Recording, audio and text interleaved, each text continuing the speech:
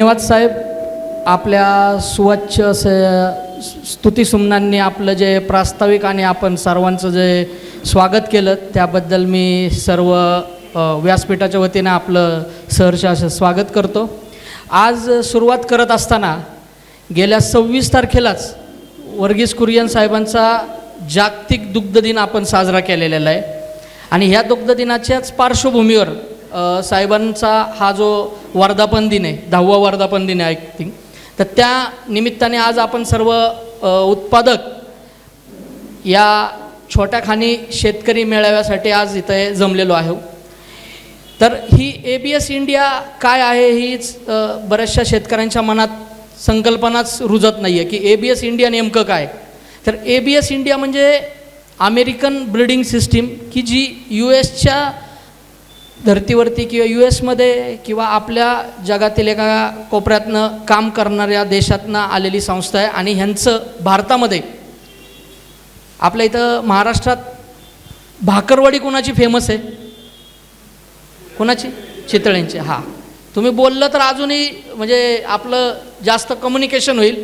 तर ही चितळ्यांची जी भाकरवडी आहे हीच संस्था दुधामध्ये सुद्धा अग्रगण्य आहे आणि ह्या संस्थेने 2008 ह्या ABS सोबत संयुक्त विद्यमात काम चालू केलं आणि 2008 यांनी कृत्रिम रेतन म्हणजे ज्या काही आत्ता रेतमात्रा तुम्ही तुमच्या गोठ्यात वापरतायत ह्या रेतमात्रा 2008 भारतात आयात केल्या गेल्या. आयात करून त्यांनी त्यांच्या गोठ्यांवरती त्यांच्या उत्पादकांना ह्या रेतमात्रा पुरवल्या. ह्या रेतमात्रा पुरवल्यामुळं त्यांच्याकडं चांगल्या पद्धतीची भरभराट झाली आणि चांगल्या पद्धतीचा दुग्ध व्यवसाय हा त्या भागात सुरू झाला. तर ही पार्श्वभूमी आहे ह्या ABS इंडियाची. ही पार्श्वभूमी बघत असताना आज आपण इथं जे जमलेलो आहोत तर प्रत्येकाकडं जनावरं आहेत का? बरोबर आहे, नक्कीच. तर सरांनी मागाशी एक त्यांच्या प्रास्ताविकामध्ये सांगितलं की आम्ही व्यावसायिक दृष्टिकोन ठेवला आणि त्याच्यासोबत त्याच्याशी संलग्न अशी सेवा दिली. इथं बसलेल्यांपैकी किती जणांचा दुग्ध व्यवसाय हा व्यावसायिक स्वरूपाचा आहे? बरं, एक दादा आहे. अजून आहे का? ह्याला तुमचा जर व्यावसायिक दृष्टिकोन नसता तर तुम्ही सगळे खाली पाहिजे होते आत्ता, बरोबर. तर चला इथून पुढं तरी आपण हा दृष्टिकोन व्यावसायिकतेकडे नेऊ आणि आपण आपल्या मेन विषयाला सुरुवात करू. तर आपल्याला सुरुवातीला आजच्या सेशनमुळं काय शिकायचं आहे तर पशुप्रजनन शिकायचं आहे. पशुप्रजनन म्हणजे काय तर ज्यावेळेस आपली गाई गोठ्यात माझावर येते त्यावेळेस आपण डॉक्टरांना कॉल करतो आणि डॉक्टर आल्यानंतर तिथून पुढचं जे काही ते करतील ते त्यांनाच माहिती, मला काहीही माहिती नाही. मी फक्त 9 महिने 9 दिवसानंतर जे ते वासरू जन्माला येतं आल्यानंतर ते खरडं बांडं आहे, काळं आहे, पांढरं आहे, बारीकच आहे, मोठंच आहे, तांबूस कलरचंच आलं, त्या कलरवरनं फक्त डॉक्टरांच्या नॉलेजचं कम्पॅरिझन करायचं. काय याच्यापेक्षा पलीकडं कुणाची काही माहिती आहे किंवा कुणाची काही विचारसरणी असते का काही? बरोबर आहे. गाई माझावर आल्यावर काय लोकांना एवढंच माहिती फक्त डॉक्टरांना फोन करायचा, बरोबर. आत्ता 4 दिवस मी प्रदर्शनात होतो तर तिथं स्टॉलवर आले ना प्रत्येकाला म्हणायचो ABS इंडियाचा स्टॉल आहे, कृत्रिम रेतनाचा स्टॉल आहे साहेब, हाच शिक्का. हे काय उपयोगाचा आमच्या का तर हा प्रॉडक्ट डॉक्टरांच्या उपयोगाचा. बरं म्हणलं ठीक आहे, डॉक्टरांच्या उपयोगाचा आहे. 10 महिन्यानंतर जी कालवड येते किती डॉक्टर आहेत इथले की 10 महिन्यानंतर आलेली कालवड स्वतःच्या गाडीला बांधून दुसऱ्याच्या गोठ्यात नेतात? किती जण आहेत तिथं? एकही नाही मित्रांनो. मग हे गाई म्हैस माझावर आल्यावर तुमचं काम आहे का नाही डॉक्टरांना सांगायचं? आहे का नाही? का नाही आहे ना? बरं, आता सांगत असताना नेमकं आपल्याकडं किती जणांना ब्रीड माहिती आहे, गाईच्या जाती माहिती आहेत? बरं, HF किती जणांच्या गोठ्यात आहे? HF चांगली गोष्ट आहे. जर्सी किती जणांच्या गोठ्यात आहेत? जर्सी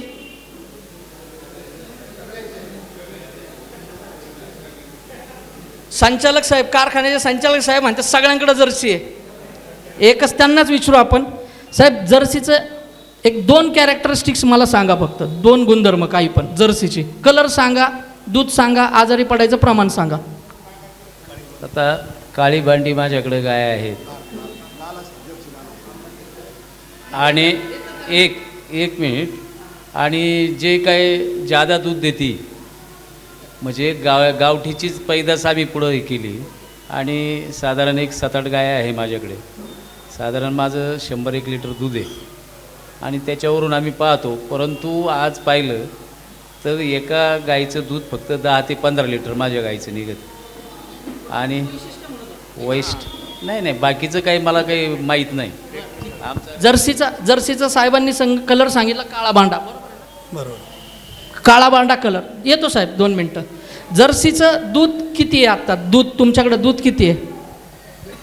जर्सीचं दूध कमी आहे, 15 लिटर आहे, पण जर्सीमध्ये सुद्धा अशा सॉर्टेड सिमेंट वगैरे आहे आणि ते वाढवता येऊ शकतं. जर्सीचा जनरली कलर तांबूस कलरचा असतो आणि HFचा भांडा कलर असतो आणि HFमध्ये सुद्धा बरेच आता कमी लिटरच्याच गाय आहेत. मगाशी नायकवाडी साहेबांनी सांगितलं 10-15 लिटरपर्यंत आहे, पण त्याच्यात आपल्याला सॉर्टेड सिमेंट हे करून वाढवता येईल.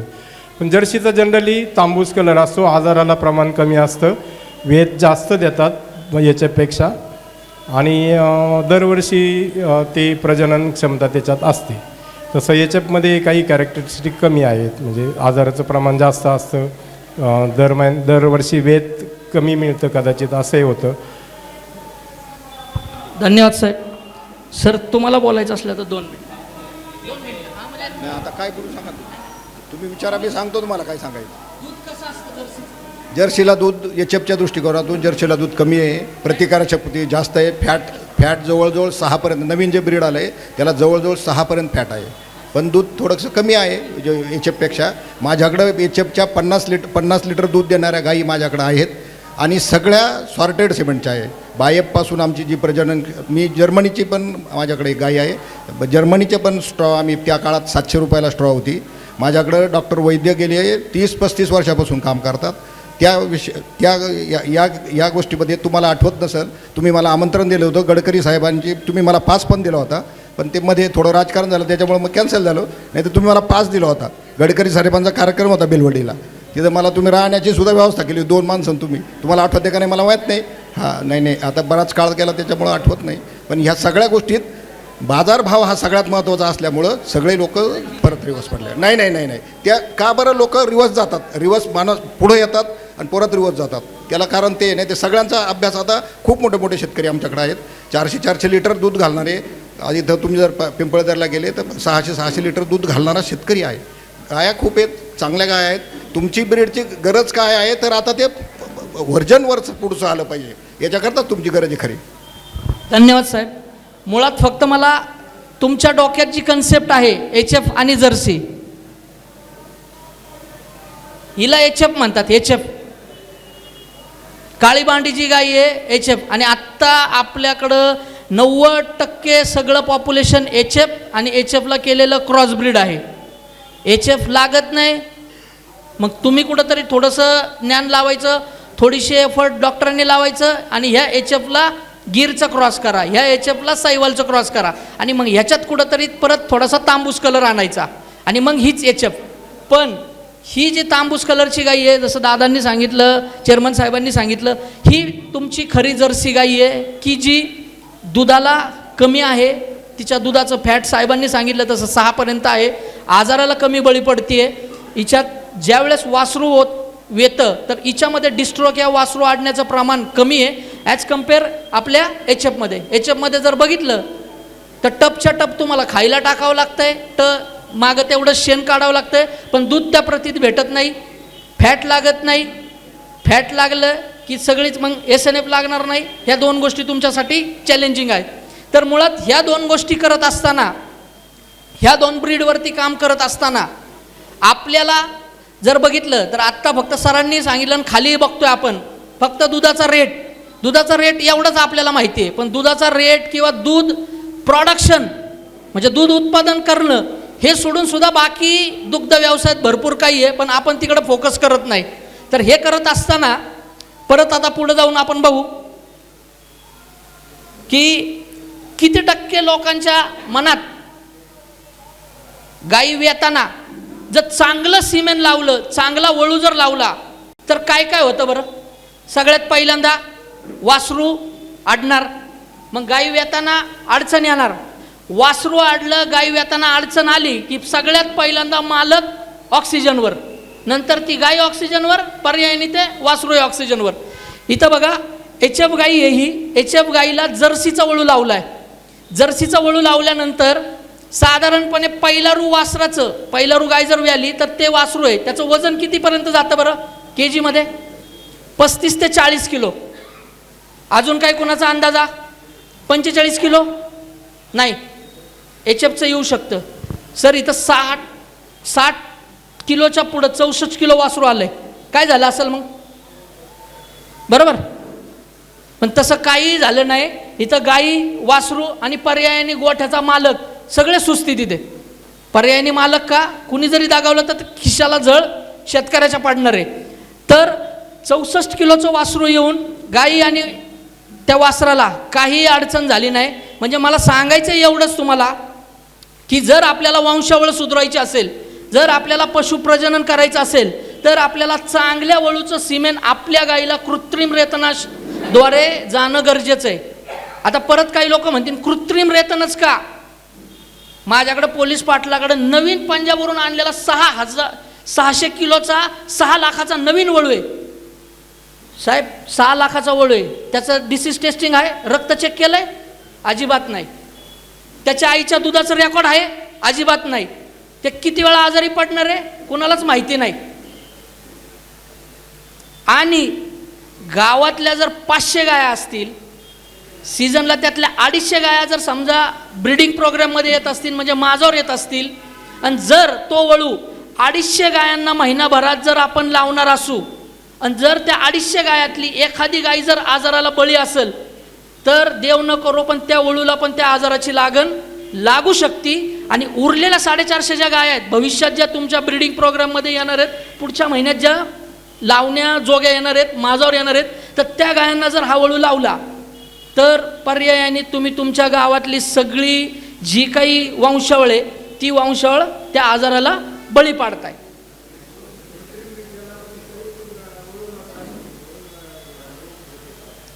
नाही, डायरेक्ट वळूली लावलं तर सांगतोय मी. आणि मी तुम्हाला पर्यायी सांगतोय की कृत्रिम रेतनाने हे करा. जर एखाद्याचा प्रश्न आला की आता आहे ना पंजाबला जाऊन जशा गाया आणतात, पंजाबला जाऊन वळू आणणारी पण मंडळी आहेत. फॉर एक्झाम्पल राग म्हणून काकड साहेब, त्यांनी वळू आणलं आहे आत्ता, आमच्याच बुलचं आहे, पण त्यांनी प्रॉपर त्या फार्मवरनं डिसीज टेस्टिंग केलं आहे. डिसीज टेस्टिंग करून त्यांनी त्यांच्या ओन फार्म पुरता, तर त्यांची पहिलीच जनावरं सगळी डिसीज टेस्टिंग आहेत.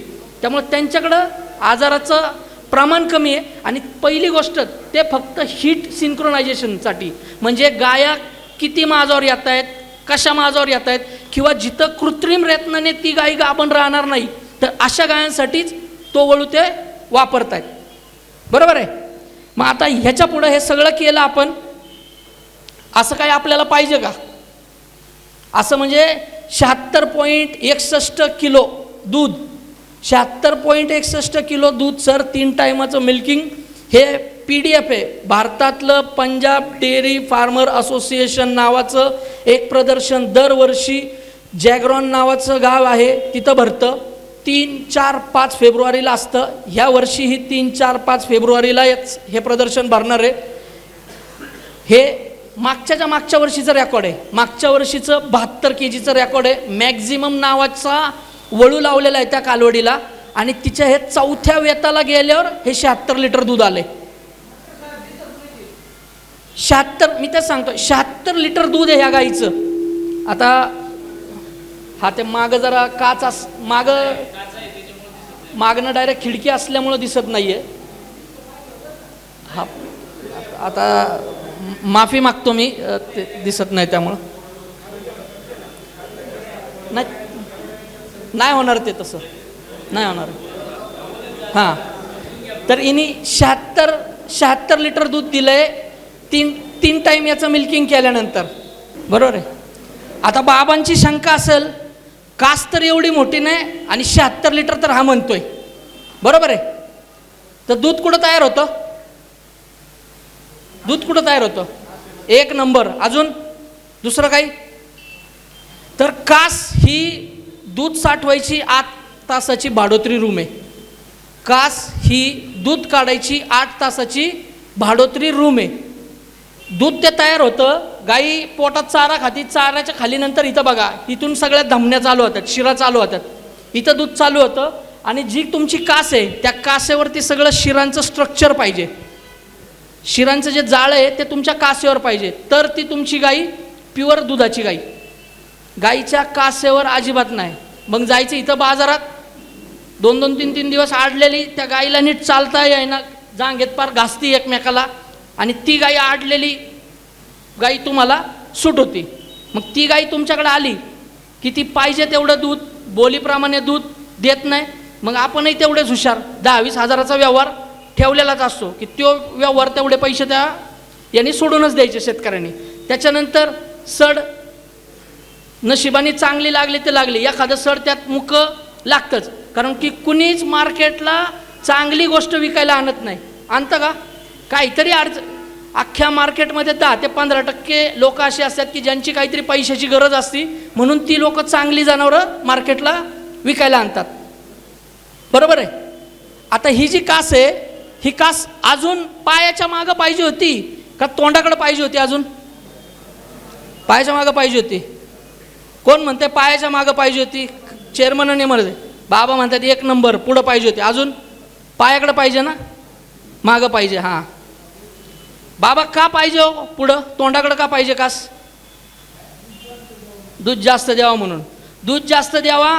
ती गाय व्याताना जरी तिचं वासरू 3 वेळा जरी आतमध्ये आडलं तरी चालेल मला, पण मला दूध निघलं पाहिजे. एकदा व्याताना एक वासरू आडलं की कमीत कमी 5 ते 7 हजार रुपयाचा खर्च येतो. बरोबर आहे का? डॉक्टर साहेबांना विचारा, वैद्य साहेब 5 ते 7 हजार रुपये मिनिमम कॉस्ट. बरोबर. तर साहेबांनी जे सांगितलं ते उत्तर बरोबर आहे. कसं आहे स्ट्रक्चर? बाबा दिसतंय का आता कासा? मग अशी कास पाहिजे का मागची पाहिजे का त्या आपल्या गोठ्यात आहे तशी कास पाहिजे? हे स्ट्रक्चर बघा, दोन्ही पायातनं कास माग निघलेली आहे. कास पूर्णपणे माग आहे. त्या कासेचे 2 कप्पे बरोबर दिसत आहेत. प्रत्येक कास ही गुडघ्याच्या वरती आहे. तिची जी अटॅचमेंट आहे वरती, ती अटॅचमेंट बघा, म्हणजे वरच्या योनी मार्गापासनं अगदी जवळ आहे. आणि आपल्याकडं तीच ईदभर फुटभर, आणि खाली तर काय विचारूच नका. जमलं तर जमलं बादली, नाही तर आपण गमेलं घ्यायला कमी करणार नाही. बरोबर आहे. फुले त्रिवेणी जी होती, फुले त्रिवेणीची तीच कंडिशन झाली. HF गीर सैवाल 50% HF, 25% गीर, 25% सैवाल, अशी 100% फुले त्रिवेणी तयार झाली. दूध वाढलं, पण शेतकऱ्यांना दूध काढताच आलं नाही. मॅनेजमेंट प्रॅक्टिसेसच जमल्या नाही. कासा सगळ्या खाली आल्या. कासा खाली आल्यामुळे तिथं कशाचं प्रमाण वाढलं? मास्टायटिस. चांगली गोष्ट आहे. म्हणजे तुम्ही वेल अभ्यास करून सगळी मंडळी तयार आहेत. मग हे असं स्ट्रक्चर पाहिजे का आपल्या गोठ्यात आत्ता जसं चालू आहे ते स्ट्रक्चर पाहिजे? असं पाहिजे ना. आता हे स्ट्रक्चर करत असताना आत्तापर्यंत गाय माझ्यावर आली की कोणत्या कोणत्या कलरच्या कांड्या आपल्या गोठ्यात वापरल्या तो? थोडीशी डायरेक्टर मंडळी आणि जाणकार मंडळींनी उत्तर देणं अपेक्षित नाही मला. फक्त मागची गँग जरा थोडं, की आजपर्यंत तुमच्या गोठ्यात खरड्या कलरची स्ट्रॉ वापरली, बांड्या कलरची स्ट्रॉ वापरली, असा कलर सांगा, बाकी नका काही सांगू. हा आहे का कोण कलर सांगणार आहे का? हिरवा आहे, लाल आहे, पिवळा आहे. हिरवा कशाला वापरतात? लाल कशाला वापरतात? 100% याचे बरोबर. पिवळा कशाला वापरतात? पिवळा जर्सीला वापरतात. पांढरा कशाला वापरतात? पांढरा म्हशीला वापरतात. भगवा कशाला वापरतात? भगवा जेवढ्या भारतातल्या देशी प्रजाती आहेत, गीर, सैवाल, खिलार, डांगी, ह्या सगळ्या तुमच्या भगव्या कलरमध्ये येतात. चांगली गोष्ट आहे. इथं कलर तरी माहिती आहे. कलरच्या पुढे गेल्यानंतर अजून काय आपण विचारतो का? हिरवी कांडी का लावायची बाबा? ज्या HFला, ज्या इंडिजिनस गायांमध्ये सुद्धा हिरवी कांडी वापरली जाते, तर का? जिथं जिथं रिपिटेशन आहे, गाई लागतच नाही आहे बाबा. लागत नाही आहे म्हणून हिरव्या कांडीमध्ये संकर असतो. HF क्रॉस ग्रीर असती, HF क्रॉस सायवाल असतो, HF क्रॉस कांक्रेज असतं किंवा माहितीच नाही, फक्त त्याच्यावर CBHF इंग्लिशमध्ये लिहिलेलं असतं, क्रॉस ब्रीड HF. मग ह्या कांडीचा उपयोग आपल्या भागात जवळजवळ 70% होतो आणि 30% उरलेला होतो. प्युअर HF 10% असेल, प्युअर जर्सी तर 1-2% म्हणायला, आणि बाकीचं जेवढं काय म्हशीचं प्रमाण तुमच्याकडं कमी आहे ते काही 2% असेल, आणि 15% तुमच्याकडं डांगी, गीर, सैवाल, खिलार 15% याचा असेल. तर हे होत असताना इथं बसलेल्यांपैकी किती जणांना असं वाटतंय की आजोबांच्या काळात 20 लिटर पिळत होतो, वडिलांच्या काळात 30 लिटर पिळतोय, माझ्या काळात 35 लिटर पिळतोय, आणि माझं पोरगं आता कमीत कमी 40-45 लिटर पिळतंय. असे किती जण आहेत? साहेबांचा अपवाद सोडता अजून एक चांगली गोष्ट आहे. आणि बाकीच्यांचं 30 लिटर होतं, 20, 15, 12 असंच आहे ना, का नाही आहे? साहेबांनी तर मागाशीच सांगितलं 20 लिटरवरती आलेत ते 30 लिटरवरनं, बरोबर आहे. 15चं ॲव्हरेज आहे. 15चं ॲव्हरेज म्हणजे ते दुधाळ गायांचं सांगितलं तुम्ही. आणि जर मी विचारलं ह्याच्यातली ती 2 बारकी खोंड आणि 1 कालवड, नंतर ते आई वडिलांनी ठेवलेली 7व्या व्याताची गाई, असं जर ॲव्हरेज काढलं तर 4 ते 5 लिटरच्या पुढं 7 लिटर सांगितलं साहेबांनी. म्हणजे साहेब आले वास्तविक दुग्धधंद्यावर, व्यावसायिक दृष्टिकोनावर आले साहेब. 7 लिटर सांगितल्यावर, 7 लिटर म्हणल्यावर साहेब तो गडी तरी परवडेल का तुम्हाला ठेवायला? 6लाच परवडत नाही, बरोबर आहे. म्हणजे ही शोकांकी आहे आपल्याकडं. त्यामुळं दुग्धधंद्यात फक्त दूध कॅल्क्युलेट न करता ह्या गोष्टी पण आपल्याला पुढच्या कॅल्क्युलेट करायच्यात. तर आत्ता सध्या आपल्याकडं सरांनी जसं सांगितलं आणि मगाशी आमची चर्चा चाललेली की आपल्या भारतामध्ये, आपल्या महाराष्ट्राची शान म्हणजे बायफ नावाची संस्था आहे की गेल्या 40 वर्षापासून आपल्याला कृत्रिम रेतनासाठी रेतमात्रा पुरवठा करते. पण हे करत असताना आपल्या गुणवत्तेनुसार, आपल्या कॅपॅसिटीनुसार किंवा आपल्या फार्मची रिक्वायरमेंट काय, त्या रिक्वायरमेंटला धरून त्यांनी वळूंचं सिलेक्शन, वळूंची निवड केली नाही. का तर त्यांना पूर्णपणे अख्ख्या भारताचा विचार करायचा होता आणि तिथं फक्त गाया गामन करून दूध वाढच करायची होती, हा त्यांचा टार्गेट होता. त्याच्यानंतर आत्ता NDDBनी, नॅशनल डेअरी डेव्हलपमेंट बोर्डनी भारतातलं सगळ्यात 5वं सिमेंट स्टेशन राहुरीमध्ये चालू केलं आहे. ह्या राहुरी सिमेंट स्टेशनच्या पण रेतमात्रा संघामार्फत म्हणा किंवा प्रायव्हेट मेडिकल शॉपिंग मार्फत म्हणा तुमच्या भागामध्ये बऱ्याचशा लोकांकडे वापरल्या गेल्यात. ह्या दोन्ही संस्था ज्या काम करत होत्या तर यांच्याकडं शेतकऱ्याला जगवण्याचं मोठं होता, जगवण्याचं काम होतं.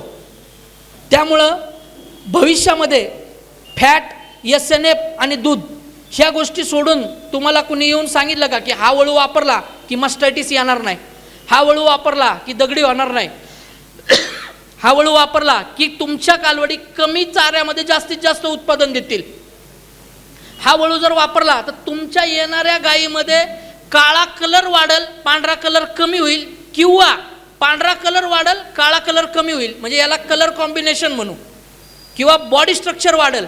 म्हणजे त्याच्या जनुकीय गुणधर्मावरती ह्या संस्थांनी काम केलं नाही. यांनी फक्त दूध, फॅट, SNF ह्या 3 गोष्टींवर काम केलं.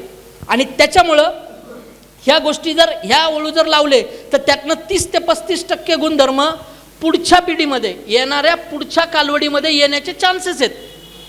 आणि ABSनी काय केलं, ABSनी काय केलं तर ABSकडं US मध्ये, अमेरिकेत 12,500 लिटर म्हणजे दिवसाचं 40 लिटर जर त्या गायीची क्षमता असेल तरच ती गाय गोठ्यात.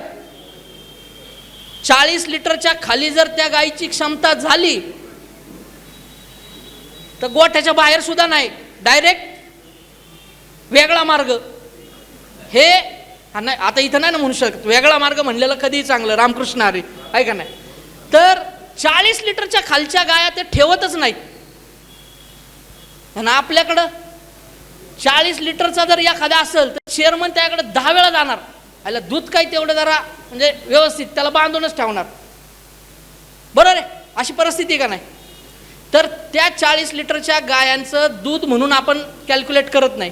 तर ह्या गायांना ज्यावेळेस त्यांनी ब्रीडिंग प्रोग्राम राबवतात, त्यातनं जर एखादा नर वासरू आला, त्या नर वासराच्या एका दिवसाच्या वळूचं कानाचं सॅम्पल घेतलं जातं आणि त्याला जनुकीय त्याचं पृथक्करण केलं जातं, जनुकीय ॲनालिसिस केला जातो आणि त्याच्यानंतर ठरवलं जातं की हा वळू आपल्याला योग्य आहे का नाही, आपल्याकडं तो दूध कितपत वाढवल तुमच्यासाठी, त्याच्यानंतर हा कोणत्या रोगाला आजारी पडणार आहे का, याच्याकडनं मस्टायटिस फ्री जनावरं आपल्याकडे तयार होतील का, याच्याकडनं आलेल्या कालवडी कमी चाऱ्यामध्ये जास्तीत जास्त दूध उत्पादन देतील का, कमी आकारमानाच्या गाया ह्याच्यामुळं तयार होतील का, की जेणेकरून गोठ्यामध्ये जास्त जागा लागणार नाही. जास्त जागा लागली नाही तर आता तिकडं तर असं चाललंय, ज्यांचं शेणाचं प्रोडक्शनसुद्धा जास्त असेल आणि दूध कमी असेल तर त्यांना पेनल्टी बसतीये का, तर शेणामुळं मिथेन वायूचं उत्सर्जन होतंय. आणि आपल्याकडं असं लावलं तर किती गोठे बसतील बरं साहेब? एकही बसणार नाही. म्हणजे तिकडं कॅल्क्युलेशन एवढ्या वरच्या लेवलचं चाललंय, पण आपल्याला एवढं आत्ता करायचं नाही आहे. त्यामुळंच ABSनी त्यातले सिलेक्टिव्ह बुल आलेत, ते वळू जर वापरले तर इथं जे 30 ते 35% पहिल्या जनरेशनमध्ये गुण जाणार आहेत, तेच ABSच्या वळूकडनं 77 ते 80% पुढच्या पिढीमध्ये गुणधर्म जाण्याचे चान्सेस आहेत. आता ही वळूची निवड करायची कशी? इथं मला वाटतंय सगळ्यांना बऱ्यापैकी सुना आणि जावई आलेत. सुनेचं जर सिलेक्शन करायचं असेल तर पोरगं BSc ॲग्री असेल आणि त्याला जर ITतली पोरगी दिली तर साहेब टिकल का? नाही ना. हां, आणि मी इकडं शेण काढतोय, मग मला कशी पाहिजे? गावात खोरापणारीच पोरगी पाहिजे ना, का चालेल मला ITतली पोरगी करून? हां, देतच नाही. हा तर लय पुढचा विषय, पण चालेल का? कमीत कमी नाही देत नाही आहेत म्हणून तर आपल्याला हा प्रेस्टिजियस म्हणजे एक स्वाभिमानाचा बिझनेस तयार करायचा आहे की जिथं 10 ते 20 गायांमध्ये तुमचं 150-200 लिटर दूध जाईल, चांगलं फॅट असेल, SNF असेल, त्याच्याकडे 4 चाकी गाडी असेल, चांगला गोठा असेल अद्यावत, अशी जर परिस्थिती असेल तर तुमच्याकडं मात्र मला नाही वाटत मग कुणी मुलगी द्यायला म्हणजे संकोच करेल बाबा. तर मुद्दा विषय असा होता की जिथं आपण आपल्या घरात काही जर गोष्ट आणायची असेल, म्हणजे लग्नाचंच नाही, एखादी गाडी जर घ्यायची असेल, गाडी नांगरठाच्या रस्त्याने नाही यायची, फॉर्च्युनर घेईल का मी, सेलेरिओ घेईल का मी, मला काय लागणार आहे? निओ बोलेरो, की जी कुठूनही आरामशीर निघल बाबा. मग तिचं ॲव्हरेजही मला खिशाला परवडणार आहे. माझा पगारच 5,000 आणि फॉर्च्युनरचा हप्ता 10,000, मेळ बसणार आहे का? नाही बसणार. मग हे मेळ आपण ज्यावेळेस गाई माझ्यावर येते त्यावेळेस घालतो. गाई माझ्यावर आल्यावर कोणत्या गोष्टींचा मेळ घालतो का? विचार करतो का आपण कोणत्या गोष्टीचा? नाही. मग बरोबर आहे तुमचंही म्हणणं, का तर ते डॉक्टरनाच वापरायचं आहे, डॉक्टरनाच 300, 400, 500 रुपये घ्यायचेत. बरोबर आहे, डॉक्टरच सांगतात. मग डॉक्टरांना कधी तुम्ही विचारणार? मी म्हणतो माझा मुलगा आहे, मी माझ्या मुलाला इथल्या तुमच्या ग्रामपंचायतीतल्या शाळेत घालू का अकोल्याच्या इंग्लिश मिडियममध्ये घालू का इथनं बाबा संगमनेरच्या चांगल्या आता येताना एक इंग्लिश शाळा आहे तिथं घालू? त्यावेळेस मी काय करणार? विचार करणार ना प्रॉपर. मग तसं तुम्ही अभ्यास करताय का तुमच्या गोठ्याचा? हा बोला ना साहेब.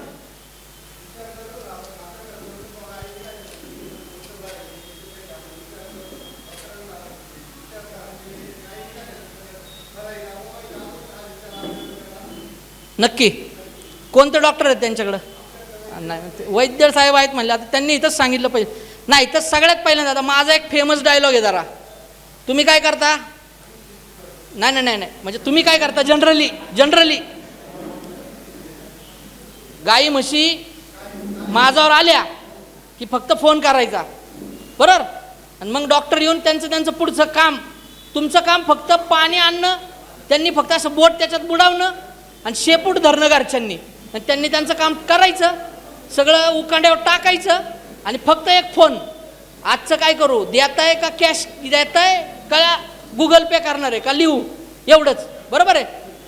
तर सगळ्यात पहिल्यांदा जर गाई माझ्यावर येत असेल तर गाईचा गोठ्याचा मालक आणि मालकीन 1 महिना अगोदर माझ्यावर पाहिजेत. काकांनी जसं सांगितलं तसं 1 महिना जर दोघं माझ्यावर राहिले ना दोघं, तर गोठ्यात मस्टायटिस होतोय, गोठ्यात जास्त चारा लागतोय, गोठ्यातल्या गाईची वेत किती आहेत, गोठ्यातल्या गाईचं फॅट किती आहे, गोठ्यातल्या गाईच्या येणाऱ्या वासराची वजनं किती आहेत, आणि ती वासरं गुडघे सुजणी डायलेरिया होऊन किती दिवसात मारतायत, याचं सगळं कॅल्क्युलेशन त्या दोघांच्या डोक्यात जाणार आहे. आणि मग त्यांनी काय करायचं आहे, गोठ्याच्या मालकीनी 15 दिवसाच्या आत आपल्या डॉक्टरांना माझ्यावर आणायचं आहे चहा पाजून, की साहेब या माझ्या गोठ्यात वारंवार मास्टायटिस होतोय, तर मला ह्या गाईला ब्रीडिंग प्रोग्राम लावायचा आहे, आणि कोणता वळू मास्टायटिस फ्री आहे हा सांगा, त्या वळूने माझ्या गाईला तुम्ही कृत्रिम रेतन केलं पाहिजे. साहेब बरोबर चाललेत, पण बाकीची मंडळी आहेत का? बाकीची मंडळी तेवढीच आहेत, फोन बरोबर. आणि मग आता इथनं पुढचा प्रश्न असा तुमचा होईल की डॉक्टर येतात आणि डॉक्टरच त्यांच्या मनाचं करतात, मनाचं सिमेंट लावून जातात. मग डॉक्टरांचं बरोबर आहे ना, डॉक्टरांचं जर सकाळी बसले ना पहिला कॉल घ्यायला, पहिला कॉल असा वाजला ना, तो असतो कुणाचा, वर्ष टू वर्ष पैसे देणारा, दिवाळी टू दिवाळी पैसे देणारा कस्टमर. आणि दुसरा कॉल येतो ना तो कुणाचा असतो, खळ्यावर पैसे देणारा. आणि तिसरा कॉल असतो ना तो कॅश पैसे देणाऱ्याचा असतो. मग ते पहिलं कुणाचा कॉल करणार? मग सगळं गणित तुमच्याकडेच आहे, आणि तुम्ही फक्त मला माझ्याकडनं बोलून घेताय. नाही नाही, ते डॉक्टरांचंच आहे, द्या ना डॉक्टरांना. किती जण आहेत, आता 1 जण मला म्हणत होते ती किंमत एवढी येते, मग ते असं होतं, मग ते तसं होतं. हे बघा, गाडी घ्यायला जायची आहे, गाडीचा ड्रायव्हर कधी म्हणतो का हो साहेब मला 50,000 पगार असला तरच गाडी चालवणार? गाडीची किंमत 10 लाख असू नाही तर 4 लाख असू, गाडीच्या ड्रायव्हरनी काय करायचंय, मालक बसला की चालवायचं काम करायचंय. तसं यांनी सिमेंट आहे ना, 1000चा असू 2000चा असू, तुम्ही टेन्शनच घेऊ नका ना. तुमचे किती आहेत माफ करा बरं का, काय असतील ते असतील. मी म्हणतो यांचे 400 रुपये देणं आहे तुम्हाला, AIचा 400 रुपये द्यायचा आहे, तेवढंच मागायला बांधिलेत ना. हे सिमेंटची कॉस्ट आज कुणीतरी म्हणलं इथं भेटतं तिथं भेटतं, याला म्हणलं भेटायचे अनेक कारण आहेत, भेटायला काय कुणी काय सांगणार नाही. मग तुम्ही सिमेंटचे पैसे त्यांच्याकडनं कॅश घ्या, तुमचे पैसे सांगा, सगळ्या अगोदर घ्या आणि द्या ना मग सर्व्हिस. मग का नाही तुमचा बिझनेस माइंडेड येणार. आणि मग तुमच्याकडनं 9 महिने 9 दिवसानंतर कोणत्या शेतकऱ्याला चुकचुक वाटेल का? तर जे काही तयार झालंय ते गुणवत्तेचं आहे, मला जे पाहिजे होतं माझ्या गोठ्यात मास्टायटिस फ्री तसंच तयार झालंय. मग त्याच्यासाठी ही वळूची निवड करत असताना वेगवेगळ्या पॅरामीटरवरती आपण यांचं अभ्यास करतो. याच्यात सगळ्यात पहिल्यांदा प्रोडक्शन रिलेटेड, म्हणजे दूध किती आहे, दुधातलं फॅट किती आहे, दुधातनं स्निग्ध प्रथिने. आजपर्यंत आपण फॅट आणि SNF काम करत आलोय. पुढच्या 1-2 वर्षात फक्त प्रोटीनवर दूध घेतलं जाईल, फक्त प्रोटीनवर, बाकी काहीच नाही. पाणी टाका, काय करा, प्रोटीनवर फक्त तुमचा दर राहील. प्रोटीन लागलं ते पण 34च्या पुढं तर तुम्हाला दर, नाही तर तुम्हाला दरही नाही. मग असे 10 जरी झाले ना मगाचे, तरी कोणी काही त्याची हिजगंती करणार नाही. त्याच्यानंतर तुमच्याकडं दुधातला सोमॅटिक सेल काउंट असतो. दूध जे आहे ना त्याच्यात जर 3च्या खाली असेल तर तुमच्या गोठ्यात मास्टायटिसचं प्रमाण कमी असू शकतं. मग त्याच्याला अजूनही बरीच कारणं आहेत. तुमच्या गोठ्याची ठेवण आहे, तुम्ही दूध काढतानाची तुमची पद्धत आहे, गाईला जे काही जातंय ते काही समजा बुरशीयुक्त जातंय का, मुरघास जातोय तो किती प्रमाणात जातोय, ह्या गोष्टीसुद्धा मास्टायटिसला तेवढ्याच पद्धतीत कारणीभूत आहेत.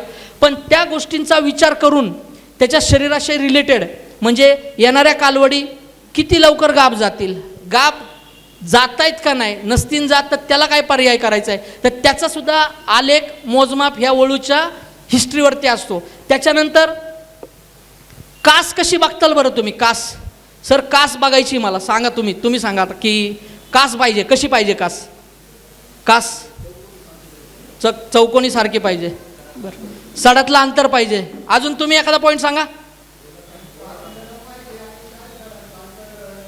सारखं पाहिजे, सडातलं अंतर झालं. सडांची साईज युनिफॉर्म पाहिजे, बरोबर आहे. सडांची साईज जर एकसारखी नसेल आणि जर तुम्ही जी मशीन लावताय तर त्या मशीनचा 1 कप जर पडला धार काढताना तर 25% दूध ऑटोमॅटिक वाढलं ना तुमचं. दादा म्हणतात वाढलं. जर कप पडला मशीन लावलेला तर ते 25% त्या सडाचं दूध गेलं तुमचं. तर तुम्हाला त्यासाठी युनिक साईज पाहिजे सडाची, म्हणजे सडाच्या साईजपर्यंत ABS काम करतंय. नुसती कास तुम्ही बघून सांगताय की मला कास अशी पाहिजे, तशी पाहिजे, तशी पाहिजे, पण कास कशी पाहिजे, तिची लांबी किती पाहिजे, तिची रुंदी किती पाहिजे, चारही सडातलं अंतर किती पाहिजे, त्या सडाची साईज किती पाहिजे, इतका बारीक अभ्यास ABS वळूचं सिलेक्शन करत असताना करतं. आणि त्याच्यावरती दादा 2 मिनटं 15 मिनटं जास्त नाही घेणार. तर त्याच्यावरनं आपण हे वळूंची निवड करत असतो.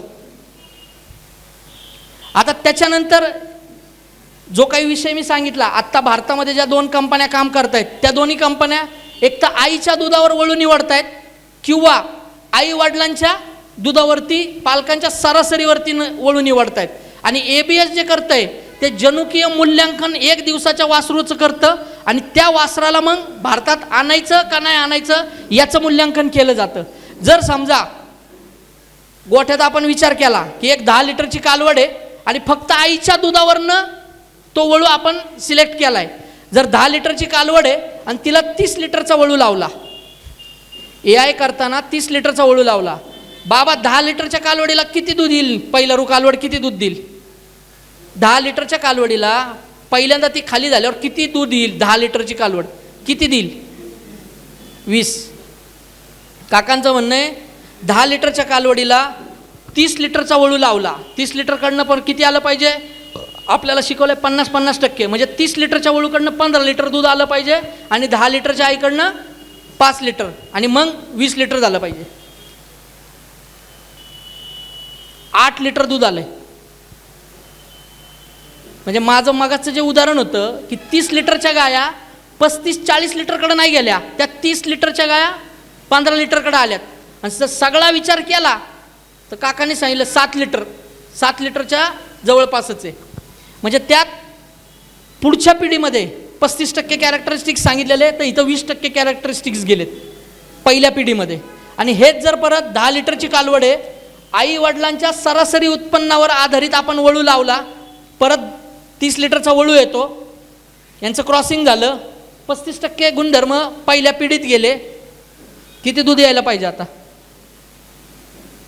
कमीत कमी आता तरी 20 लिटर, बरोबर आहे. पण परत तसंही नाही झालं, 10.5 लिटरपर्यंतच हा खेळ राहिला. बरं हा खेळ कधी डॉक्टर साहेबांनाही कुणी समजून नाही सांगितला का, सांगितलं साहेब तुम्हाला काही ट्रेनिंग दिलं, कोणता जनुकीय गुणधर्माचा बुल आहे, कोणत्या बुलचं किंवा कोणत्या दूध संघाने तुम्हाला ट्रेनिंगला पाठवलं कुठं, या जाऊन 4 दिवस शिका जरा काहीतरी आणि मग शेतकऱ्यांसाठी काहीतरी करा, बरोबर आहे. तर तुमचंही नॉलेज अपग्रेड होणं गरजेचं आहे आणि नॉलेज जर अपग्रेड झालं तरच या गोष्टी होतील. मग जर ABSचा जनुकीय मूल्यांकन केलेला वळू जर वापरला 30 लिटर गाईला, 10 लिटर गाईला 30 लिटरचा वळू वापरला, 77% गुणधर्म पहिल्या पिढीमध्ये ट्रान्सफर झाले, म्हणजे 16 ते 16.5 लिटर तिथं दूध तुम्हाला पहिल्या जनरेशनला येण्याचे चान्सेस आहेत. म्हणून आपल्याला हे वळू निवड करत असताना दुधाच्या क्षमतेची गरज आहे, दुधाची क्षमता बघायची गरज आहे. मगाचं मी जे रेकॉर्ड सांगितलेलं ते 4थ्या जनरेशनला आहे. 4 पिढ्या डेव्हलप केल्यानंतर, 4 पिढ्या डेव्हलप करायला त्या लोकांना कमीत कमी 15 ते 16 वर्ष गेलेत. म्हणून आत्ता माझ्या महाराष्ट्रातला शेतकरी काय करतो, साहेब 10 गाय आणायच्यात, काय ऑप्शन आहे, पंजाब जिंदाबाद पंजाब, लगेच 12 लाख रुपये एका गाडीसाठी, बरोबर का सर. 12 लाख म्हणजे गाडीची कॉस्ट 9.5-10 लाखापर्यंत. पण इथून तिथं जाणं, तिथून परत रिटर्न येणं, तिथं गोठे बघणं, ही सगळी जर कॉस्ट जर बघितली तर एका गाडीला 12 लाख रुपयापर्यंत जाते. 12 लाखामध्ये येतात 9 गाया आणताना साहेब परत 5व्या महिन्यापासून अलीकडची गाय आणता येते का, अजिबात नाही. तिथं पण विश्व हिंदू परिषदेवाले जय श्रीराम लगेच आहेतच की बाबा ही गाई दुसरीकडे चालली, त्यामुळं 5 महिन्याच्या आतल्या गाया तुम्हाला आणायचा चान्सच नाही. 5व्या महिन्यापासून पुढं आणायचं म्हटलं 5व्या ते 7व्या महिन्यापर्यंत शेतकरी मित्राची फसवणूक होण्याची जास्त चान्स असतात. त्यामुळं 5व्या ते 7व्या महिन्यात सुद्धा आणायचं नाही. गाय आणायची कोणती, 7व्या महिन्याच्या पुढची. मग 7व्या महिन्याच्या पुढची म्हणजे 7व्या ते 8व्या महिन्याच्या पुढची. ती गाई 2000 किलोमीटर प्रवास करत. म्हणजे माझ्या मिसेसला दिवस गेले आणि मी तिला म्हणतो आता मी तुला नेतो बालाजीला, मी नेतो तुला फिरायला, गाडीत. जेव्हा फिरवायचं तेव्हा फिरवलं नाही. म्हणजे आता जर फिरवलं त्या गाईला 9व्या महिन्यात जर फिरवलं 2000 किलोमीटरचा प्रवास काय होणार आहे? मग तसंच होतं. 9 गाया येताना एखादी गाय रस्त्यानेच जनली, तिची इम्युनिटी पॉवर, तिची रोगप्रतिकार क्षमता, डॉक्टर साहेबांसारखे चांगले एक्सपर्ट जर असतील तर ती गाई वाचण्याची शक्यता आहे. नाहीतर तशीच रस्त्याने एक गाई सोडून यावी लागते. आणि नंतर इथं आल्यानंतर जावायला फोन, बाच्याला फोन, अरे मी 9 गाय आणल्यात, ये ना बघायला. तो कुठून 4 गोठे फिरून आलेला असतोय. इथं आल्यानंतर त्याच्यामुळं एखादी गाय परत कार्यक्रम होतो. म्हणजे 9 गायातल्या उरत्यात 7 गायात आणि 2 गायाचं कॉस्टिंग जातं 1.5 लाखाच्या हिशोबाने 3 लाख. साहेब देताल का उचल तुम्ही कुणाला? 3 लाख जर त्याचं गाय आणतानाच जात असतील तर बरोबर आहे. त्याच्यामुळं आपल्याला ही वळूची निवड करायची आणि जे काय करायचंय ते आपल्या गोठ्यात करायचंय. दुसऱ्याच्या गोठ्यातलं आणून आपल्या गोठ्यात कधीही सूट होत नाही. काही इथं आहे कोणी जाऊन स्वतः पंजाबला महिना थांबलेत, चारा बघितलाय, चाऱ्याचं व्यवस्थापन बघितलंय, गोठ्याचं मॅनेजमेंट बघितलंय आणि मग जाऊन आहेत ना? नाही, चांगली गोष्ट आहे ना, ते केलं पाहिजे. आपल्याकडं उलटी परिस्थिती, त्यांच्याकडं चाऱ्यांचे मोठे मोठे कोठार आहेत पण आपल्याकडं गोठे मोठे आणि चाऱ्याची परिस्थिती नाही. आत्ताच संपली गोळीपेंट, ही काय लगेच आणणार आहे?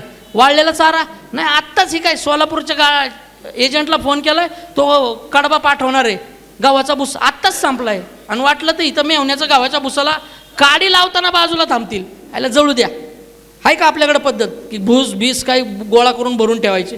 नाही. मग इथं ट्रकच्या ट्रक 7,000 रुपये टन, 8,000 रुपये टन, 9,000 रुपये टनाने आपण घेऊ. म्हणजे तिथं जायचं आणि जनावर आणायचं, पण ती जी टेक्नॉलॉजी आहे, ते जे तंत्रज्ञान आहे ते अजिबात आणायचं नाही. आता हा झाला दुधाचा विषय. हा बोला ना.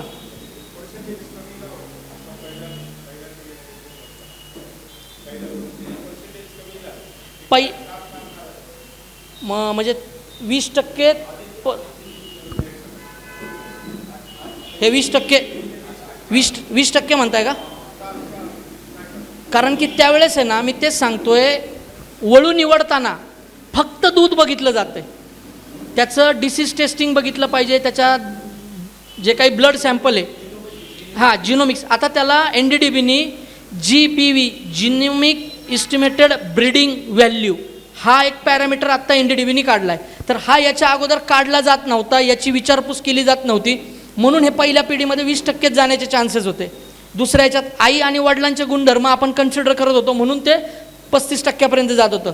आणि ABSमध्ये प्युअरली ABS असू द्या, वर्ल्ड वाईड सायर असू द्या, CRV असू द्या, हे 70 ते 80% गुणधर्म पहिल्या जनरेशनलाच ट्रान्सफर हुबेहूब देतात. का? तर त्यांचं जनुकीय मूल्यांकन सगळ्या गोष्टींचं ऑलरेडी केलेलं असतं की भविष्यामध्ये 40 वर्ष काय होईल. आत्ता मला कुणीतरी एक प्रश्न विचारलेला की आपल्याकडं जी पद्धत आहे ती पिटीबुलची आहे, पिटीबुल प्रोजेनी टेस्टेड. एक वळू जन्माला आल्यानंतर 1.5 वर्षानंतर त्याच्या टेस्टिकल्स, त्याचा अंडाशय जे पूर्ण पद्धतीत डेव्हलप होतं ते 1.5 वर्षांनी डेव्हलप होतं.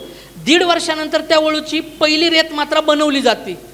1.5 वर्षानंतर पहिली रेतमात्रा बनवली की ती रेतमात्रा जर एखाद्या कालवडीला दिली, कालवड त्याच्यानंतर 9 महिने 9 दिवस गाभण राहणार.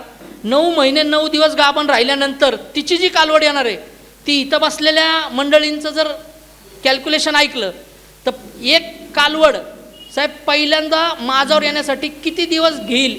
आत्ताचं कॅल्क्युलेशन नका सांगू, जुनं कॅल्क्युलेशन सांगा बरं. बरोबर 3 वर्ष कालवड फक्त वाफ टाकायला 3 वर्ष घेत होती. आणि आत्ताचं कॅल्क्युलेशन असं आहे काका, 9व्या महिन्यात पहिली वाफ टाकते. म्हणजे एवढं प्रगत किंवा एवढं तुमचं हे जेनेटिक्स आणि तुमच्या मॅनेजमेंट प्रॅक्टिसेसमुळं ह्या गोष्टी सुधारलेल्या आहेत. तर आपण हे जर कॅल्क्युलेशन केलं 1.5 वर्षानंतर जी पहिली कांडी भरली आहे तर कमीत कमी 3 वर्षात तिचं पहिलं वेत येणार आहे. म्हणजे हे 1.5 वर्ष आणि ते 3 वर्ष 4.5-5 वर्ष जातात एका वळूचे तुमचं स्वतःला सिद्ध करायला, पिटी वळू. मग तो सिमेनच देणार आहे 5 वर्ष. मग जो स्वतःला सिद्ध करेल त्या दिवशी त्याची क्षमता संपलेली असती. म्हणून आपण हे जनुकीय मूल्यांकन असणाऱ्या वळूंचा वापर आपल्या गोठ्यात करणं गरजेचं आहे. बायफ NDDB हे करत नव्हतं, त्यांनीही आत्ता जनुकीय मूल्यांकन असलेले याच्या अगोदर 2015मध्ये NDDBनी डेन्मार्कवरनं 27 वळू आणलेले होते डेन्मार्कवरनं. आत्ता त्यांनी 6 वळू जर्मनीवरनं आणलेत. तसं ABS दरवर्षी 1.5 वर्षानंतर 5 ते 10 बुल इम्पोर्ट करत असतं. आपणही 4 महिने अगोदर जर्सीचे वळू आणलेले आहेत, जर्सीचे, की जे आत्ता भारतामध्ये टॉपचे बुल आहेत. आणि ते डायरेक्ट लाईव्ह बुल आहेत, लाईव्ह. स्वतः आपल्याकडं भिलवडीमध्ये, साहेब जसं म्हणत होते, सांगलीमधल्या भिलवडी गावात हे 7ही बुल जिवंत आहेत. आता हे बुल कमीत कमी पुढचे 5 वर्ष प्रोडक्शनमध्ये राहणार आहेत. मग 5 वर्ष तुम्हाला चान्स आहे की याचं सिमेंट आपल्या गोठ्यात वापरण्यासाठी. आता हां, गाईचं स्ट्रक्चर बघितली जाते, गाईची हिस्ट्री बघितली जातं, गाईचं दूध बघितलं जातं. 100% तुमची काय अडचण आहे?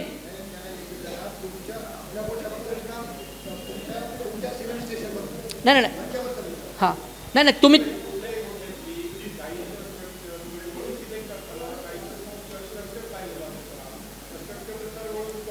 हा, म्हणजे तुमच्या गोठ्यात वळूचं इन्सिमिनेशन करताना म्हणताय का मला वळू घेताना?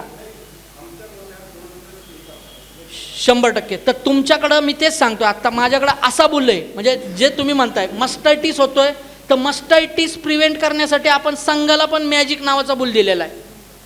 तुम्हाला फक्त जर दुधातलं फॅट इन्क्रीज करायचं आहे त्यासाठी हॅमर बुल आहे. तुमच्याकडे जर तुम्ही जसं म्हणले की शरीर यष्टी सुधारायची आहे तर स्ट्रायकर बुल सजेस्ट करतो, तो बुल गेलेला आहे. कन्व्हेन्शनल सिमेंट रिकमेंड करतो.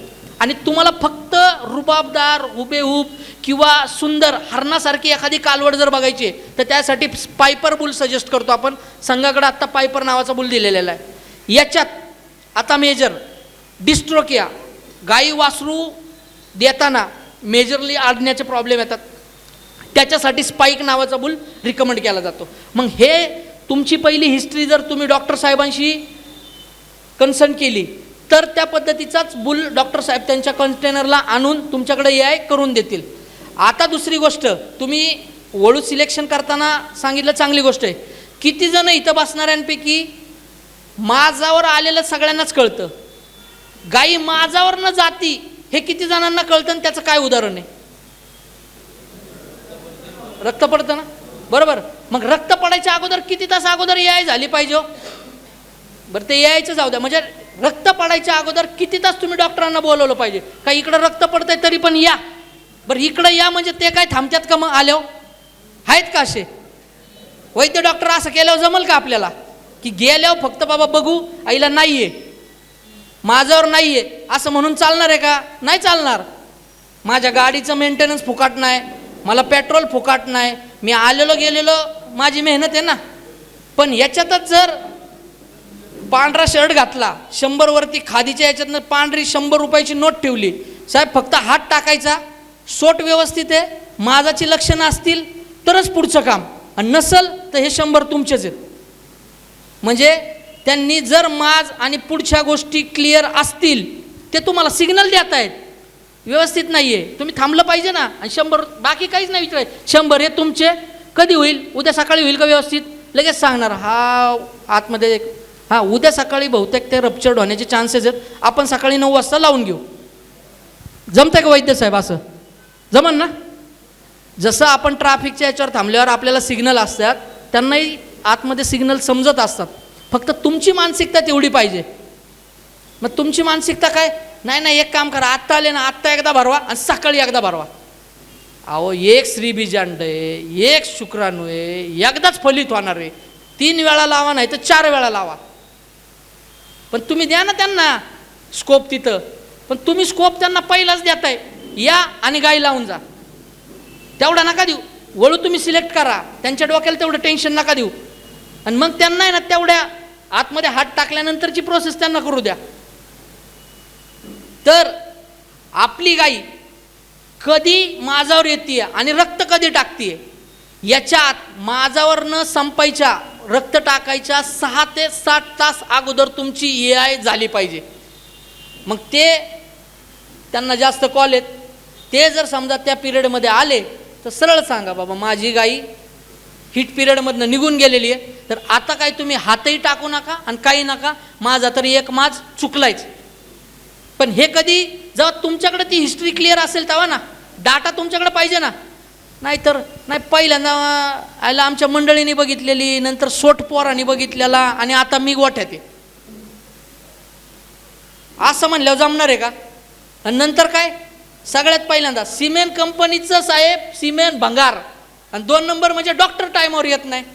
पण स्वतःचं कुठं सांगतात की मी कधी माज बघितलाय, मी कधी रक्त पडलेलं बघितलंय, हे कुणी सांगत नाही. मग हे गोष्टी क्लिअर करणं जास्त गरजेचं आहे. आता मुद्द्यावर येऊ. काय केलं, कोविडमध्ये वैतागलेलो साहेब, किती दिवस असं करणार, काय 10 लाख रुपये घेतले ग्रॅज्युटीचे, म्हणलं आपण पण गोठा टाकावं. मग गेलो लोणीच्या बाजारामध्ये. आता कोणती गाय घ्यावी बरं या लोणीच्या बाजारात 3 गायांपैकी? हा, मधली कडेची? आईला साहेब तुम्ही काय आम्हाला वर येऊन देणार नाही. काय दूध देईल ती गाय बरं? कडची गाय म्हणतात. मधली गाय सांगितली ना, कोणी कोणी सांगितली मधली गाय? का हो दादा? हां, कासेचा आकार गोलाकार आहे. अजून साईज चांगली दिसते, बरोबर आहे. आयला ही गाय कोणच सांगा ना इकडची, का हो? आयला दूध आहे ना. हां, दूध कमी आहे, सडाला इजा होऊ शकते. येस, अगदी योग्य सांगितलं. तर 1 नंबरच्या गायीमध्ये मस्टायटिसचं प्रमाण जास्त होऊ शकतं. सडाला बसताना उठताना तिचं जर पाय स्वतःच्या सडावर पडलं तर 25% दूध वाढू शकतं. हां, नाही ना? हां, बरं. तर 25% दूध कमी होऊ शकतं. फक्त आता दादाने जे सांगितलं मधली 2 नंबरची, तर 2 नंबरच्या गायीचं सुद्धा काय होणार आहे, कालांतराने 2ऱ्या-3ऱ्या जनरेशन नंतर ते पण चढ खाली होऊ शकतं.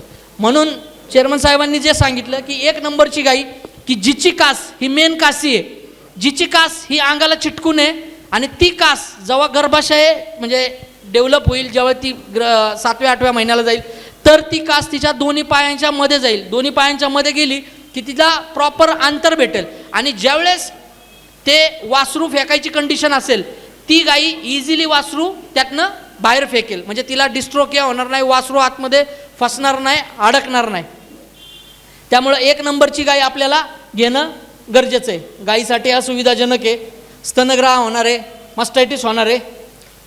मग आता असं करून सुद्धा काय झालं, 8 गाया साहेब तुम्ही म्हटल्यात त्याप्रमाणेच घेतल्या, पण एक चालता चालता एक काका होते 30,000लाच दिली. अशी 30,000लाच दिली.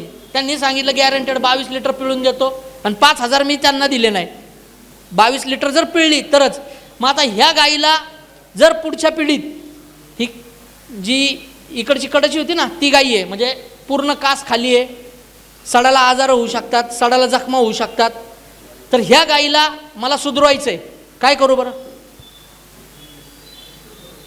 हां, नाही तुम्ही डायरेक्ट थांबा ना थोडंसं जरा. मुरघास कुठला खायला घालू? ॲडव्हान्टाची मका आणू का? काय ॲडव्हान्टाचं शुगर ग्रेज आणू, म्हणजे जास्त चांगलं पचलं की चांगलं दूध येईल, दूध आलं की पुढच्या पिढीमध्ये चांगली कालवड तयार होईल. हां, बोला ना बोला हो, असं ना. काय करावं लागेल ह्या गाईला सुधरवण्यासाठी, हिची कालवड चांगली येण्यासाठी काय करावं लागेल? ब्रिडिंगच करावं लागेल का? काही इथं असेल ना, 1-2 गुंठे बिंटे निघले असले तर वैद्य साहेब आहे का कुठं सौदा करायला? मग तिथं मका बिका लावतो चांगली, आणि मग चांगलं खाद्य खाऊ घातलं, किंवा कोणतं तरी इंजेक्टेबल सांगा की ते इंजेक्टेबल दिलं तर तुम्ही हिची कासेची अडचण, हिचा मस्टायटिस नक्कीच कंट्रोल करताल. पण हिची होणारी जी कालवड आहे तिच्यात जर तुम्हाला इम्प्रूव्हमेंट करायची असेल तर पशु प्रजनन म्हणजे दादानी जे सांगितलं ब्रीडिंग, हे केल्याशिवाय तुम्हाला पर्याय नाही. याच्यासाठी जर तुम्हाला पुढं जायचं असेल तर तुम्हाला चांगल्या गुणवत्तेचा वळू, चांगल्या गुणवत्तेचा म्हणजे परत तुम्ही जे सांगितलं. आता इथं मला काय गरज आहे, मस्टायटिस प्रिव्हेंटिव्ह बुल रिकमेंड करणं गरजेचं आहे. मग हा मॅजिक नावाचा बुल आहे, याच्यामध्ये सोमॅटिक सेल काउंट 2.6 आहे. हे खाली बघितलं तुम्ही तर हा आमचा त्या ग्राफमधला आकडा आहे की तिथं तुम्हाला सोमॅटिक सेल काउंट बघायचा आहे. तो सेल काउंट 3च्या खालीच पाहिजे. 3च्या खाली जर असेल तर यामध्ये पुढच्या होणाऱ्या कालवडीला मास्टायटिसचं प्रमाण होण्याचे चान्सेस अगदी कमी आहेत. मग असा वळू तुम्ही जर ह्या गाईला गोठ्यातल्या लावला तर भविष्यामध्ये तिची कास वर जाईल, अड्डा वर जाईल, सडाला नुकसान होणार नाही, अशा गोष्टी होतील. बरोबर आहे. आता सगळं झालं, मास्टायटिस कंट्रोल झाला. इथं काय झालं असेल? इथं आता एक माणूस आहे, खोडाला डोकाला हात लावून बसलेला. म्हणजे काय चित्र आहे ते?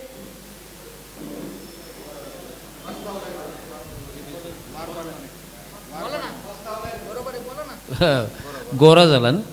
ही सगळ्यात मोठी गुड न्यूज आहे. आणि मग लगेच त्या मालकाने जाऊन गावात दौंडी देऊन शेरणी वाटली असेल 1.25 किलो याची गुळाची. बरोबर आहे. माणूस आहे इथं बसलेला, ते खोंड झालंय, खोंड नर वासरू झालंय, त्याने डोक्याला हात लावलाय. बाबा मी केलं ब्रीडिंग, मला अपेक्षित होती कालवड आणि मला झालंय घोरं. असं म्हणल्यावर ही जर रात्रीची सिच्युएशन असती ना, त्याने म्हणलं असं गप, पहिलाच फोन लावला असता. मी 500 रुपये गुगल पे करतो बाबा, शाळेच्या शेजारी अलीकडनं माझा बांगला आहे, मी गोठ्यात आहे ना कुत्रंसुद्धा बांधून ठेवतो, तू टपकून ये आणि घेऊन जा. बरं रे का? हीच भूमिका असते का नाही? मग त्याच्यासाठी ABSनी ऑप्शन केलेलं आहे, जे काही वळू आहेत त्यांचं लिंग निर्यादित रेत मात्रा म्हणजे 90% मादी वासरू. मी काय म्हणतोय? 90% मादी वासरू. म्हणजे एक गाई लावली आणि जाधव डॉक्टर झालं ना खोंड, एका सिमेंटच्या कांडीवरनं लगेच भातावरून शीताची परीक्षा करता येत नाही. तुम्ही 100-125 गाया लावा, त्यात तुम्हाला चॅलेंज आलं तर ABS कंपनी आहे. पण ABS आणि ST जेनेटिक्स आत्ता भारतामध्ये तर 2च कंपन्या आहेत आणि दोन्ही कंपन्या 100 गाया जर कन्फर्म लागल्या, म्हणजे थोडक्यात 150 गाया लावल्या आणि त्यातल्या 100 गाया 100% गाभण राहिल्या, तर त्याच्यामध्ये 90च वासरं होण्याची चान्सेस आहेत मादी वासरं. 10% तिथं नर वासरं होणारच आहेत. हे लक्षात राहू द्या. आणि मेजरली त्याच्यासाठी आपण प्रयत्न करतोय की जास्तीत जास्त वासरं तुमच्या गोठ्यात कशी तयार होतील. जी काही वासरं तयार होतील, 3 दिवसाचं जर वासरू तयार झालं समजा, सावंत साहेब 3 दिवसाच्या वासराची काय किंमत असेल? एक अंदाजे तुम्ही नाहीच. बरं समजा, म्हणजे हे नका करू, जर समजा तुमचे व्याही आहेत साहेब, व्याही आहेत, त्यांची मुलगी तुम्हाला दिलेली थोडक्यात, बरोबर, आणि जर त्यांच्याकडे कालवड झाली तर साहेबांना कालवड मुलीला तुम्हाला द्यावी लागेल का नाही? बरोबर देतात ना. द्यायची म्हणजे पदर तुम्हाला टेम्पो करावं लागेल आणि कालवड पोच करावं लागेल. ही संस्कृती ना आपली. म्हणजे खिशाला 1,500 रुपयाचं भाडं लागलं. हे खर्च, ते पैसे, सिमेंटची कॉस्ट, नंतर मॅनकाइंडचं मिनरल मिक्सचर, त्यांची ते औषधं, सगळा विषय वेगळाच.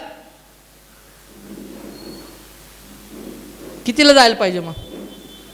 3 दिवसाची कालवड, 3च. चीक संपला की लगेच सौदा. हां, ABS 20,000 जाईल का? काही नका सांगू राव. तुम्ही पांढरा शर्ट घातलाय म्हणून तुम्ही निवळ किमती हाना मॉकेट. इथं सर्वसामान्य आहेत ते दोतरावाले बाबा मला जाऊन देतील का खाली? 20,000 म्हणल्यावर काय वाटतं बाबा? 20,000ला जाईल? काही सांगता राव. आजोबा 25-25, 30-30, 35-35 हजार रुपये आजच दिलेले आहेत. 9 महिने 9 दिवसांनी कालवड न्यायची आहे. रावरीपाशी जर गेले तर 35-35 हजार रुपये ॲडव्हान्स बुकिंग आहे की बाबा मला ABSच्या मॅजिकचीच कालवड पाहिजे, मला वर्ल्ड वाईड सायरच्या अमुक पसाट नावाच्याच वळूची कालवड पाहिजे. आणि त्याच्यासाठी आपल्यासारख्या शेतकऱ्यांनी 35-35 हजार रुपये शेतकऱ्याकडे दिलेले आहेत. म्हणजे इकडं चाललोय आपण, लोक इकडं चाललेत आणि आपण रस्त्यावरच चाललोय. मगाची परिस्थिती आहे का इथं? एका म्हणजे 10 दिवसाचं मस्टर असेल तुमचं किंवा 15 दिवसाचं असेल, एका महिन्याचा पगार अकाउंटला असाच आहे. हात वर करा बरं. डेअरीने संघाने पैसे दिले नसले तरी पण ज्याचं एका महिन्याचा पगार राहतोय अशा लोकांनी हात वर करा. एका महिन्याचा पगार जसाच्या तसा माझा आहे. बरोबर आहे. हा, असं कुणीही नसणार आहे की हे चक्र चालू आहे, हे चक्र चालू आहे. उलट हात उसने मेवण्याला 1000 तरी मागल, पूजेला जायचंय 2000 तरी मागल, फिरायला जायचंय 5000 तरी मागल. तर ही शोकांकिका आहे. दूध विकून आपण कमर्शियल धंदा करू शकणार नाही. आपण जर 10 कालवडी तयार केल्या आणि त्याच्यातल्या 3 कालवडी आपण आपल्या गोट्यासाठी ठेवल्या आणि 5 ते 7 कालवडी विकायचा प्रयत्न केला, नक्कीच साहेबांनी, संचालक साहेबांनी सांगितले 20,000 रुपये किंमत. मी म्हणतोय 20 नाही, कमीत कमी 10 जरी आले तरी 7 कालवडीचे 70,000 रुपये तुमचा कोरा बेरर चेक आहे.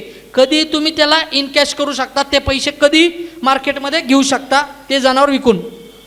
पण ते विकताना हा टॅग, इथं टॅग आहे, गाईच्या कानात आहे ना त्या कालवडीच्या ABSचा टॅग लावलेला आहे.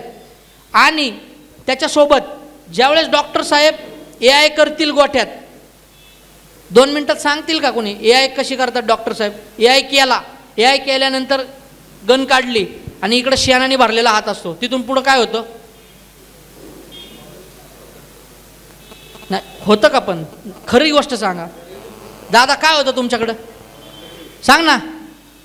डॉक्टर आले गोठ्यावर, AI झाली, तिथून पुढं काय होतं? बरोबर आहे. एक हात शेणाने भरलेला असतो ग्लोव्ज, दुसऱ्या हातात गन असती. साहेब 2 बोटात पकडतात, गन घेतात, काय करतात? आपलं काय म्हणते नाही टाकून द्यायचं, आपण ठुत नाही ते ठुत नाही, काय टाकून देते, उखंड्यावर टाकून देतात. साहेब बरोबर आहे का? बरोबर आहे. तर हीच प्रचलित पद्धत आहे. म्हणजे ते जाऊ द्या, नाही त्यांचं जाऊ द्या हो, ते त्यांची ना आपली बरोबरी होणार आहे का कुठं? मी जर MBA केलं, सगळं केलं आणि दूध संघात एखादी पोस्ट निघली, मी उद्या इंटरव्ह्यूला आलो मोकळा इन बिन करून असं थांबलो, साहेब सगळं काम येतंय. अरे कुठं आहे मार्क? ह्याला मार्क लिस्ट नाही गाड्या, ती घेतले पेपर आणि त्याच दिवशी जाळून टाकली. AI केली आणि त्याच दिवशी कांडी उखंड्यावर. कुठून देणार 10,000 रुपये? कसं मारू येऊन मी बिल्ला? तर इथून पुढं ज्या वेळेस डॉक्टर येतील, AI करतील, त्यांच्याकडनं पहिली कांडी कट करून धुवून आपल्या हातात घेतली पाहिजे. आणि त्यांना जर वाचायला लावली तर लईच चांगलं. मग म्हणजे त्यांनी ती माहिती दिली तर लईच चांगलं. तोपर्यंत इकडं चहा उकळायला टाका, तोपर्यंत त्यांना कांडी बिंडी वाचूस तर, म्हणजे त्यांनाही एनर्जी येईल जरा. म्हणजे जी काही सिमेंट स्ट्रॉ तुम्ही गोठ्यात लावताय त्याची पूर्णपणे माहिती ते तुम्हाला देतील आणि तुमच्याकडं काय लावताय काय नाही याचा तुम्हाला सारासार अंदाज येईल. मला वाटतं आत्तापुरतं एवढंच बास जरा, कारण जास्त लांबच चाललंय का तुम्हाला?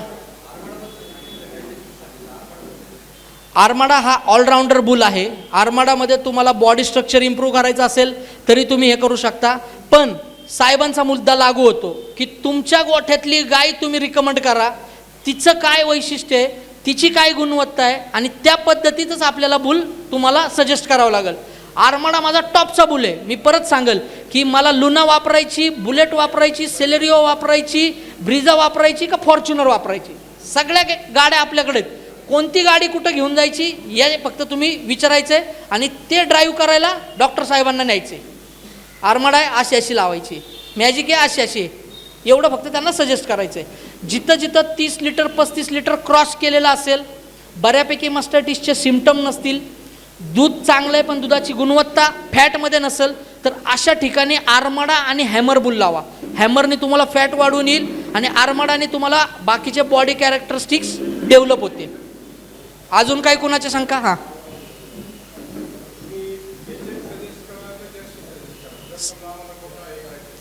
येस, चांगला प्रश्न आहे साहेब, चांगला प्रश्न आहे तुमचा.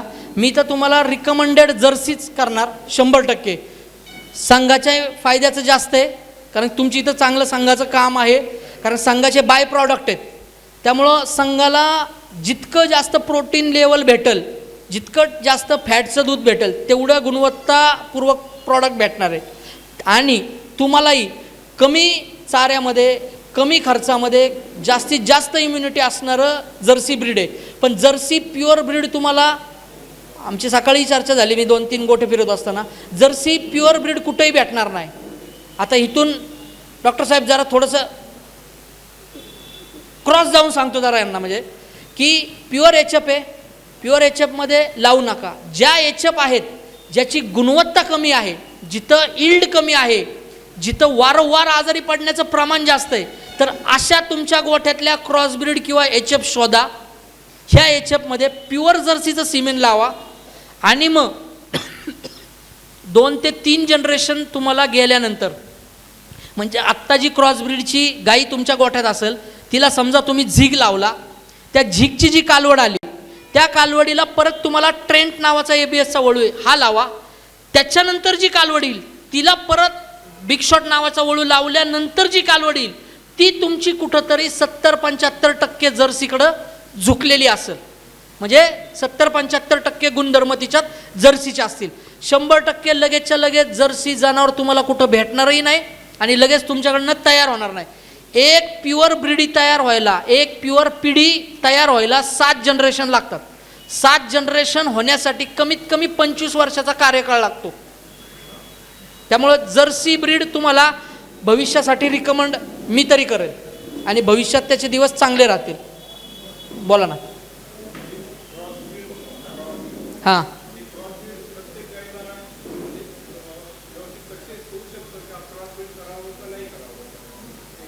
नाही ना, मी तेच सांगितलं ना, क्रॉसब्रीड करताना ज्या HF गाईमध्ये दुधाची क्षमता कमी आहे, वारंवार आजारी पडतीये, तिच्याकडनं जेवढं दूध पाहिजे तेवढं दूध अपेक्षित निघत नाही, तिचं फॅट लागत नाही आहे, अशा गाईला ते तुम्ही लावू शकता. आणि लावत असताना तिची युटेराईन कंडिशन म्हणजे तिचा सोट म्हणा, तिची पिशवीची क्षमता म्हणा, ह्या गोष्टी बघणं गरजेचं आहे.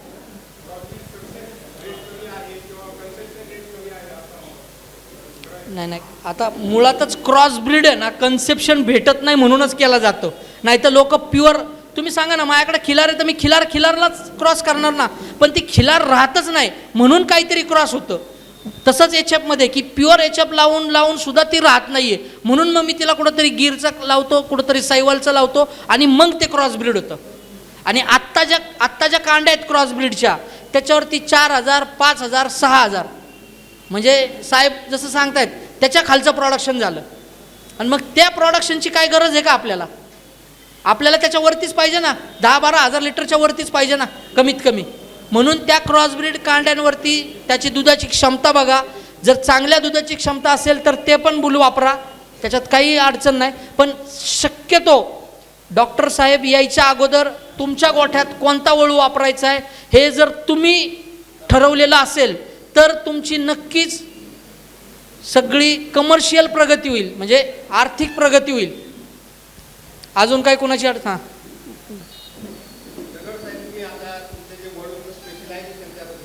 Yes sir, yes sir, yes yes 90% तर पंजाबमधल्या केसेससुद्धा स्ट्रायकर, मी जो मॅजिक सांगतोय ना याचीच ब्लड लाईन स्ट्रायकरमध्ये आहे. स्ट्रायकर बुल मेलेला आहे. स्ट्रायकरचं आत्ता आपल्याकडं कन्व्हेन्शनल सिमेंट अवेलेबल आहे आणि तिथं 90% तर मस्टायटीस पूर्णपणे क्युरेटिव्ह झालेले फार्म्स आपल्याकडं आहेत. त्याचे टेस्टिमोनियल पण आपण कलेक्ट केलेले आहेत. आता पंजाबमध्ये साहेब एका ठिकाणीच गेलं की 1,000, 2,000 हजाराचे फार्म असतात, तर तिथल्या शेतकऱ्यांचे स्वतः म्हणजे दिलेले टेस्टिमोनियल्स आहेत. त्यामुळं आपण त्याच ब्लड लाईनचं आता मॅजिक बुल रिकमेंड करतोय.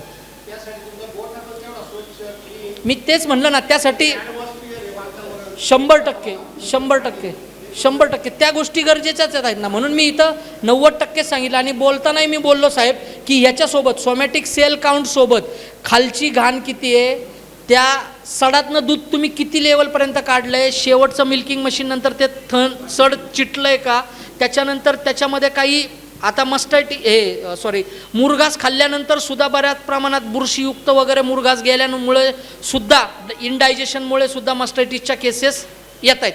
म्हणजे याला 90%च मी क्रॉस फिल्टर म्हणतोय. पण कमीत कमी पूर्ण ती परत मस्टायटिसकडं वळण्यापेक्षा एक 90% तरी ॲश्युरन्स आहे की बाबा क्युरेटिव्ह, आणि झाल्यानंतर परत पैसे खरण्यापेक्षा पहिलंच EI मध्ये करा ना खर्च.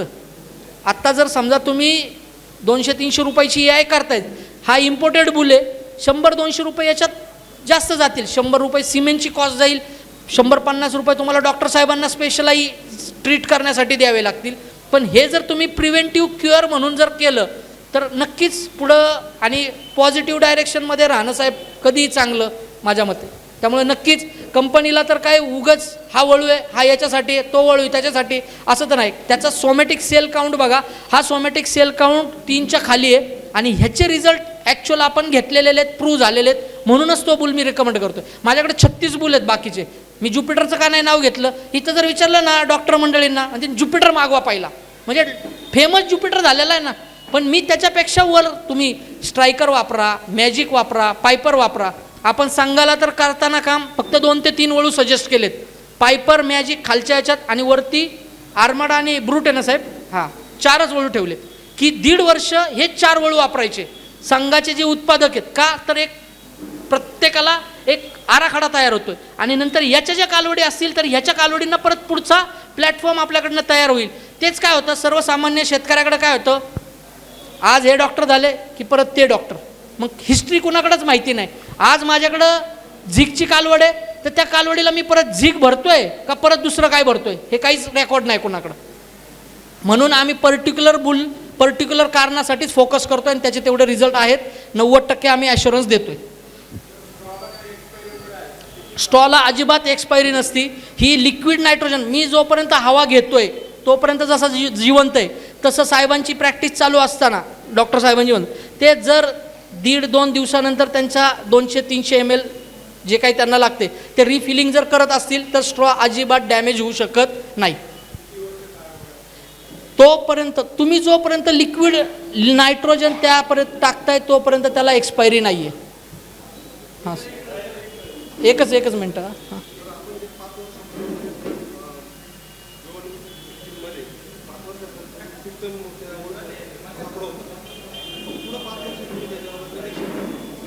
नाही पहिल्याच दिवशी एका दिवसाच्या वळूचं सिलेक्शन करतो आपण, एका दिवसाच्या, आणि त्याला 1.5 वर्ष आपण रेअरिंग करतो, त्याला वाढवतो, आणि 1.5 वर्षानंतर तुम्ही जशी त्याची देह यष्टी बघता तसं याचा अंडाशय बघतो आपण, आणि अंडाशय जर डेव्हलप झालेला असेल तर तो वळू सिमेंट स्टेशनसाठी चालू होतो.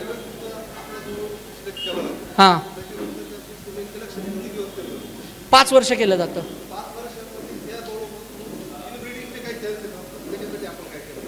नाही इनब्रीडिंग म्हणून मी म्हणतोय ना की आता जसं संघाला सांगितलं 4च बुल दिलेत, तर हे तुमच्याकडे रेकॉर्ड पाहिजे की जे साहेबांनी सांगितलं 35 वर्षापासून आहेत तुमच्याकडे, तर तुमच्याकडे त्या सगळ्या गोष्टी साहेब स्वतः बुल सांगतात. मग जे बुल वापरलेत ते बुल परत वापरायचे नाहीत. 1.5 वर्षानंतर तो बुल गोठ्यात वापरलाच गेला नाही पाहिजे. एवढंच तुम्ही अभ्यासलं तर इनब्रीडिंग होणार नाही. ते आमच्याकडे नाही आहे साहेब. मी तर प्रोडक्शन करतच राहणार आहे. मी आज इथं संगमनेरमध्ये दिलं तर मी उद्या श्रीगोंद्यात देणार आहे, परवा कर्जतमध्ये देणार आहे. म्हणजे हे रोटेशन तर माझं चालूच राहणार आहे. पण ते शेतकऱ्याच्या एंडला ठरवायचं आहे की माझ्या गाईला कोणत्या वळूनी सिमेंट लावलं होतं, जी गाई तयार झाली ती कोणत्या सिमेंटची आहे. हां